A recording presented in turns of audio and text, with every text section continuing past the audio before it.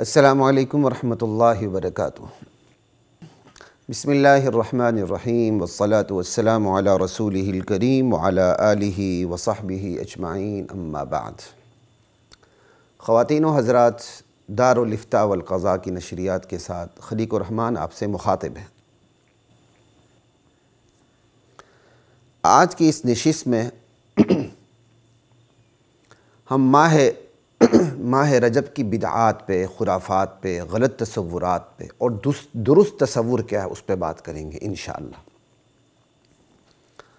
ماہ رجب کی بدعات پر بات کرنے سے پہلے میں تمہیدی طور پر آپ کو یہ بتا دوں کہ اسلام اور اہل اسلام کے لیے جو سب سے زیادہ نقصان دہ چیز ہے، تمہیدی طور پر میں نے صرف دو باتیں کرنی ہیں آپ سے۔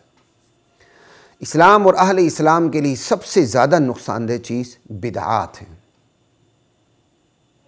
اور پھر اسپیشل وہ بدعات جو براستہ منافقین، براستہ دشمنان صحابہ اسلام میں داخل ہوئی ہیں۔ یہ سب سے زیادہ نقصان دہ کیوں ہیں؟ ایک تو بدعات اپنی نیچر کی وجہ سے نقصان دہ ہیں کہ بندہ گناہ کو ثواب سمجھ کے کر رہا ہوتا ہے۔ بدعت کبائر گناہ میں سے بہت بڑا گناہ ہے جسے بندہ ثواب سمجھ کے کرتا ہے۔ اب جس بدعت کو بندہ جس گناہ کو ثواب سمجھ کے کرے، اس سے توبے کی توفیق اسے کیسے ملے گی؟ ناممکن تو نہیں، بہت مشکل ہو جاتا ہے۔ ایک تو یہ وجہ ہے نقصان دہ ہونے کی۔ دوسری نقصان دہ ہونے کی وجہ جو ہے وہ یہ ہے کہ وہ بدعات جو دشمنان صحابہ کی طرف سے اور منافقین کی طرف سے اسلام میں داخل کی جاتی ہیں، تو دشمنان صحابہ، منافقین ان کی ترویج، ان کی اشاعت بہت زیادہ کرتے ہیں، انہیں پھیلاتے بہت ہیں، ان کی اتنے من گھڑت فضائل بیان کرتے ہیں کہ اچھے خاصے لوگ بدعات کے سامنے ہتھیار ڈال دیتے ہیں اور بدعات کو سنت سمجھتے ہیں، اور ان بدعات میں سے بہت سی بدعات وہ ہوتی ہیں جس سے اسلام کے براہ راست اصول پہ چوٹ پڑتی ہے، ختم نبوت پہ چوٹ پڑتی ہے، صحابیت پہ چوٹ پڑتی ہے، اور اسلام کے جو طے شدہ مسائل ہیں ان پر چوٹ پڑتی ہے، لیکن نادان مسلمان بدعتی بن کر ان تمام چیزوں کو نظر انداز کر دیتا ہے کیونکہ اسے پتہ نہیں ہوتا۔ تو نقصان دہ ہونے کی دوسری بڑی وجہ یہ ہے کہ وہ بدعات جو منافقین کی طرف سے آتی ہیں ان کا پھیلاؤ بہت زیادہ ہوتا ہے اور ان کی چوٹ اسلام کے اصولوں پر حد سے زیادہ پڑتی ہے۔ ماہ رجب اور اس میں ادا کی جانے والی عبادات کے ساتھ بھی یہی ظلم ہوا ہے۔ 12 مہینوں کے اندر ماہ رجب مظلوم ترین مہینہ ہے، اور اس کی وجہ یہ ایک محرم مظلوم ترین مہینہ ہے جس کے ساتھ حد سے زیادہ ظلم ہوا ہے، ٹھیک ہے، ایک رجب مظلوم ترین مہینہ ہے، سفر بھی ہے، انشاءاللہ ہم ان مہینوں پر بھی ضرور بات کریں گے اللہ تعالیٰ نے چاہا۔ رجب بھی بہت مظلوم ترین مہینوں میں سے ایک مہینہ ہے، اسلامی مہینوں میں سے 12 مہینوں میں سے، جس کے ساتھ اور جس کے اندر ادا کی جانے والی عبادات کے ساتھ حد سے زیادہ ظلم ہوا۔ بہت ساری خرافات، بدعات، شرکیات، ان کا تعلق ماہ رجب سے ہے اور ماہ رجب میں ادا کی جانے والی عبادات سے ہے۔ لا الہ الا اللہ۔ ایک تو یہ بات آپ ذہن نشین کر لیں۔ اور ماہ رجب کی خرافات اور بدعات اور غلط تصورات پر بات کرنے سے پہلے ایک اور حقیقت کی طرف بھی میں آپ کی نشاندہی کرنا چاہوں گا آپ لوگوں کے سامنے۔ وہ یہ ہے کہ عبادات کے متعلق ایک اہم ترین ضابطہ حقیقت یاد رکھیے گا، وہ یہ کہ باعث تخلیق کائنات، وجہ تخلیق کائنات، باعث تخلیق خلق خدا، کہ اللہ تعالیٰ نے کائنات تخلیق کیوں کی ہے؟ اللہ تعالیٰ نے اس کائنات کی تخلیق کسی شخصیت کے لیے نہیں کی بلکہ اپنی عبادت کے لیے کی ہے۔ اس پر قرآن کریم گواہ ہے، وَمَا خَلَقْتُ الْجِنَّ وَالْإِنسَ إِلَّا لِيَعْبُدُونَ۔ اللہ کہتے ہیں میں نے انسان اور جنات کو تو اپنی بندگی کے لیے، اپنی معرفت کے لیے، اپنی اطاعت کے لیے پیدا کیا، بس یہاں تک کہ امام الانبیاء محمد الرسول اللہ صلی اللہ علیہ وسلم کی تخلیق بھی توحید خداوندی اور توحید خداوندی کا کلمہ، توحید کا کلمہ بلند کرنے کے لیے آپ کی تخلیق ہوئی ہے۔ ایک تو یہ بات یاد رکھیں، چونکہ کائنات کی تخلیق کی وجہ عبادت ہے، اور عبادت کا تعلق زمان و مکان سے ہے، ٹائم اینڈ سپیس سے ہے، اوقات سے ہے، مقامات سے ہے، یعنی عبادات مخصوص اوقات میں مخصوص مقام پر ادا کی جاتی ہیں۔ تو عبادات کا تعلق زمان و مکان سے، ٹائم اینڈ اسپیس سے بہت گہرا ہے۔ عبادات میں زمان و مکان کو بہت اہمیت حاصل ہے، اس قدر اہمیت حاصل ہے بسا اوقات اگر جس وقت میں عبادت ادا کی جا رہی ہے اللہ کے نزدیک وہ وقت دیگر اوقات سے بہت بلند ہے، تو اللہ اس عبادت کا مرتبہ بھی بلند کر دیتے ہیں، کیونکہ وہ بلند وقت میں وہ عبادت ادا ہو رہی ہوتی ہے۔ اور بسا اوقات اللہ ایسا بھی کرتے ہیں کہ ایک عبادت ایک ایسے مقام پر ادا ہو رہی ہے کہ وہ مقام دیگر مقامات سے، وہ جگہ دیگر جگہوں سے بہت بلند ہے، تو اس جگہ کی، اس مقام کی بلندی کی وجہ سے اللہ تعالیٰ عبادت میں بھی بلندی پیدا کر دیتے ہیں، اس کا ثواب، اس کا اجر بڑھا دیتے ہیں، اس کی عظمت بڑھا دیتے ہیں۔ یہ ہے بہت اہم ترین حقیقت جو ماہ رجب کی خرافات اور بدعات کو سمجھنے میں آپ کو بہت زیادہ کام دے گی، ٹھیک ہے نا جی، کہ مکان، زمان، اوقات اور مقامات جس میں عبادات ادا ہوتی ہیں وہ بلند ہو جائیں تو بسا اوقات عبادات بھی بلند ہو جاتی ہیں۔ وہ نارمل وقت ہو، وہ نارمل جگہ ہو تو عبادات بھی نارمل طریقے سے ادا ہوتی ہیں، ان کا اجر و ثواب بڑھتا نہیں۔ لیکن یہ کوئی میتھمیٹیکل فارمولہ نہیں ہے، یہ کوئی حسابی فارمولہ نہیں ہے، بلکہ شریعت پر جب نگاہ ڈالی گئی تو اکثر اوقات ایسا ہی نکلا کہ جہاں وقت بلند ہو جاتا ہے مرتبے کے اعتبار سے، وہاں عبادت بھی بلند ہو جاتی ہے مرتبے کے اعتبار سے، اور جو مقام بلند ہو جاتا ہے عبادت کے مقام بلند ہو جاتا ہے اپنی عظمت کے حوالے سے، تو وہاں اس مقام پر عبادت بھی بلند ہو جاتی ہے اپنی عظمت اور اپنے اجر و ثواب کے حوالے سے۔ یہ شریعت پر توجہ ڈالنے سے پتہ چلا یہ کوئی حسابی فارمولہ نہیں ہے، ٹھیک ہے نا، یہ کوئی حسابی فارمولہ نہیں بلکہ اس کا تعلق سراسر وحی سے ہے۔ ایک مقام بلند ہے لیکن محض بلندی مقام اور بلندی وقت عبادت کو بلند کرنے کے لیے کافی نہیں ہے، یہ بات یاد رکھیے۔ محض بلندی وقت کہ وقت بہت مرتبے والا ہے، مقام بہت مرتبے والا ہے، اب عبادت اس بلند وقت میں اس بلند مقام پہ ادا ہو رہی ہے تو خود بخود عبادت بھی اپنے اجر و ثواب میں بلند ہو جائے گی، ایسا نہیں ہے، بلکہ شریعت کا مستقل حکم ہوتا ہے کہ اس بلند مقام پر تم جو عبادت ادا کرو گے وہ عبادت بھی عام مقامات سے بلند ہو جائے گی۔ اس بلند وقت میں تم عبادت ادا کرو گے تو اس بلند وقت میں تمہاری عبادت بھی بلند ہو جائے گی۔ یہ الگ سے حکم آتا ہے شریعت کا۔ کیا مطلب؟ زمان و مکان کی بلندی سے عبادت کا بلند ہونا اس کا تعلق عقل سے نہیں ہے، ریشنلزم سے نہیں ہے، لاجک سے نہیں ہے، سراسر وحی کی رہنمائی سے ہے۔ وحی کی رہنمائی موجود ہو، وحی کا حکم موجود ہو، بلند وقت پر عبادت بھی بلند ہو جاتی ہے، بلند مقام پر عبادت بھی بلند ہو جاتی ہے۔ اور اگر وحی کی رہنمائی موجود نہ ہو تو بلند مقام پر بھی عبادت نارمل مقام کی طرح رہتی ہے، بلند وقت میں بھی عبادت نارمل وقت کی طرح رہتی ہے۔ اس دونوں کی مثالیں میں آپ کے سامنے رکھتا ہوں۔ اب آپ دیکھیں، ایک محلے کی مسجد ہے جس میں جمعہ ادا نہیں ہوتا، وہ اپنے مقام کے اعتبار سے چھوٹی ہے۔ اب اس سے بڑی مسجد کون سی؟ محلے کی وہ مسجد جس میں جمعہ ادا ہوتا ہے، وہ اپنے رتبے کے اعتبار سے بڑی ہے۔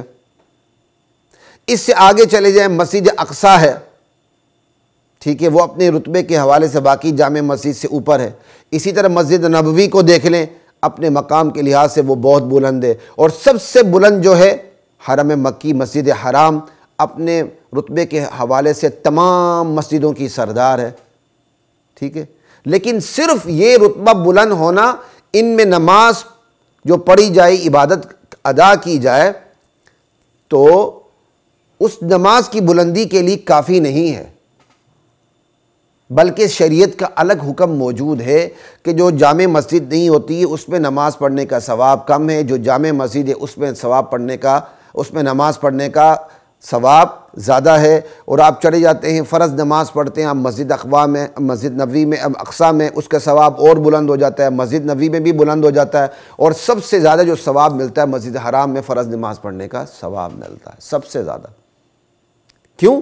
وہی موجود ہے، مقامات بلند ہیں، لیکن ساتھ وہی کا حکم بھی موجود ہے کہ ان بلند مقامات پر عبادت نماز بھی درجے کے اعتبار سے بلند ہو جاتی ہے۔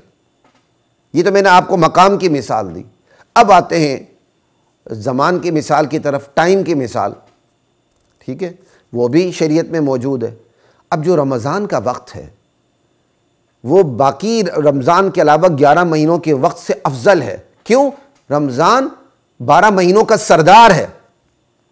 جو اب رمضان کا وقت شروع ہوتا ہے وہ غیر رمضان کے اوقات سے بدرجہ بلند ہے، لیکن رمضان میں جو عبادت ہوتی ہے اس کا درجہ بلند ہونے کے لیے صرف رمضان کی بلندی کافی نہیں ہے، بلکہ شریعت کا الگ حکم موجود ہے۔ وہ یہ ہے کہ رمضان کا جو روزہ ہے اس کے مقابلے میں پوری زندگی بھی روزہ رکھا جائے تو رمضان کے ایک روزے کا مقابلہ نہیں ہو سکتا۔ تو شریعت کا الگ سے حکم موجود ہے کہ تم جو رمضان میں جو نماز پڑھتے ہو، فرض ادا کرتے ہو، نوافل پڑھتے ہو، اس کا درجہ بلند ہو جاتا ہے۔ ایک نفل فرض کے برابر آ جاتا ہے رمضان میں، اور ایک جو فرض ہے وہ 70 فرضوں کے برابر ہے رمضان میں۔ اب یہ جو کیا کہتے ہیں رعایت اور یہ سہولت اور یہ عظمت رمضان کے علاوہ دیگر مہینوں کو حاصل نہیں۔ تو رمضان کی بلندی اپنی جگہ، لیکن اس میں جو عبادات بلند ہوتی ہیں اس کے لیے الگ سے حکم درکار ہوتا ہے۔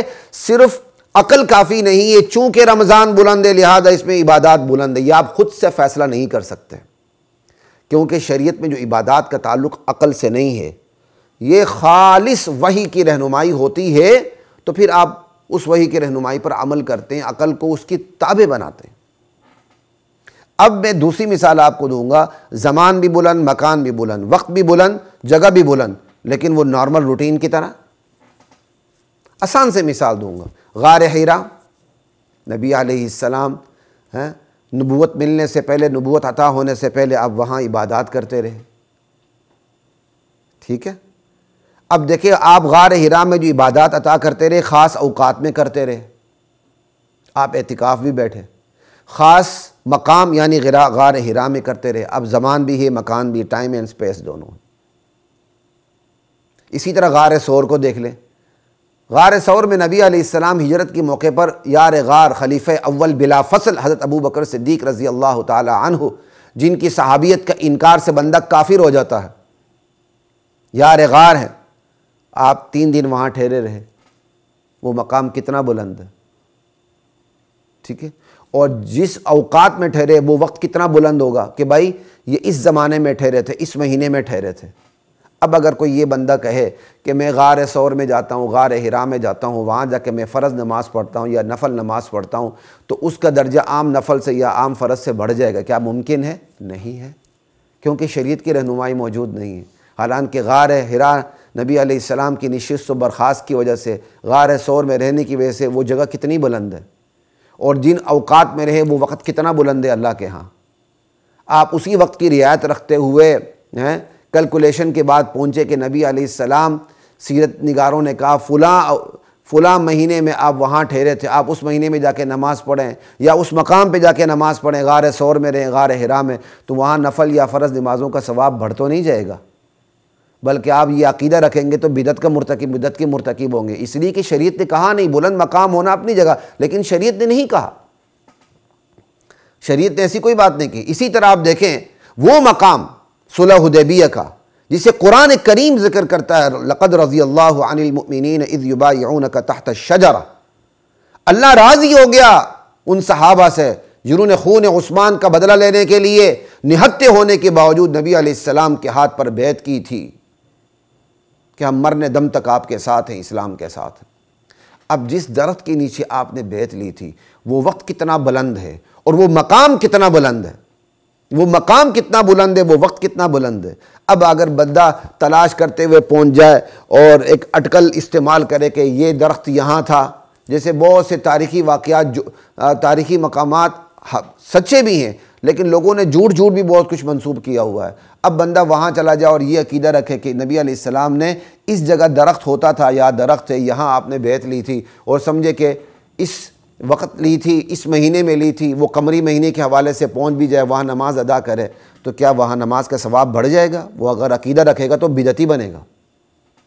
تو ان تمام چیزوں سے تمام اس حقیقت کو سامنے رکھنے سے غرض صرف اتنی بات ہے، عبادات باعث تخلیق کائنات عبادات ہیں، عبادات کا تعلق زمان و مکان سے ہے، زمان و مکان بسا اوقات بلند ہو جائیں، عبادات بھی بلند ہو جاتی ہیں، لیکن اس کا تعلق صرف اور صرف وحی سے ہے۔ وحی کی رہنمائی ہو تو بلند مقام اور بلند وقت میں عبادات بلند ہو جاتی ہیں، وحی کی رہنمائی نہ ہو تو بلند مقام اور بلند وقت میں عبادات بلند نہیں رہتی، بلکہ نارمل وقت کی طرح ہی عبادت رہتی ہے، نارمل مقام کی طرح ہی عبادت رہتی ہے۔ اب آتے ہیں خواتین و حضرات ہم ماہ رجب کی خرافات کی طرف، غلط تصورات کی طرف، ماہ رجب کی بدعات کی طرف۔ جب آپ نے یہ قاعدہ ذہن نشین کر لیا کہ زمان و مکان بلند ہو جائیں تو عبادات خود بخود بلند نہیں ہوتی، بلکہ وحی کا حکم موجود ہو تو بلند ہوتی ورنہ نہیں ہوتی، بس یہ بنیادی قاعدہ میتھمیٹیکل فارمولا آپ کیا کہتے ہیں ذہن نشین کر لیں، تو پھر ماہ رجب کی خرافات کو، بدعات کو، غلط تصورات کو، بلکہ کل کائنات کی بدعات کو سمجھنا آپ کے لیے آسان ہو جائے گا، بالخصوص ماہ رجب کی خرافات کو۔ اب آتے ہیں ماہ رجب کی خرافات کی طرف اور غلط تصورات کی طرف اور درست تصوف کی طرف۔